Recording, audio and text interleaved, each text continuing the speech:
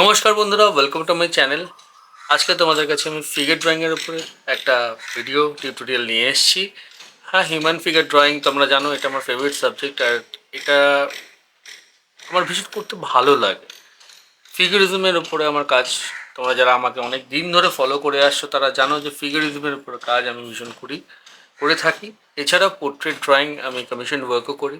So আমার কাছে পোর্ট্রেটের ওপর অ্যান্ড ফিগারিজমের ওপর প্রচুর রিকোয়েস্ট এসছে যে ভালো ভিডিও করার জন্য। হ্যাঁ, আমি বেশ কিছুদিন হলো আমি ভিডিও আপলোড করতে পারি না আমার ইউটিউব চ্যানেলে, বিকজ সবে সবে দুর্গাপুজো গেল এবং আমার বাড়িতে দুর্গাপুজো হয়।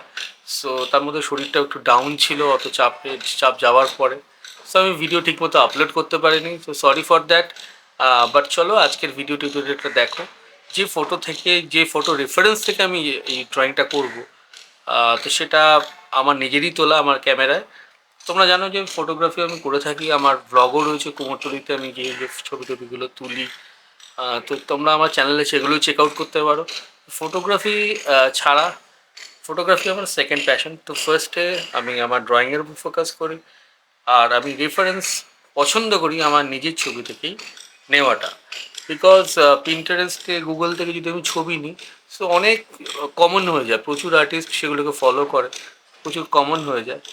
সেই জন্য নিজের ছবি নিজে তুলে সেটা থেকে যদি রেফারেন্স হিসেবে নিয়ে আমি আঁকি, তো সেটা ইউনিক হয় এবং আনকমন হয়, সব থেকে বড়ো কথা।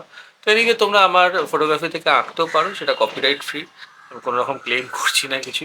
তো চলো টপিকে ফিরে আসা যাক।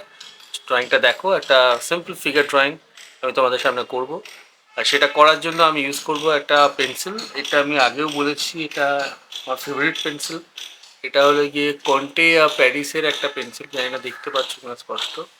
এটা বি গ্রেডের পেন্সিল, ওকে। আর এই যে পেপারটা আমি এখানে ইউজ করছি সেটা হলো গিয়ে নিউজ প্রিন্ট পেপার। রিভিউ আমার চ্যানেলে পেয়ে যাবে এই পেন্সিলটার। সো চলো আর বেশি দেরি না করে স্টার্ট করা যায়।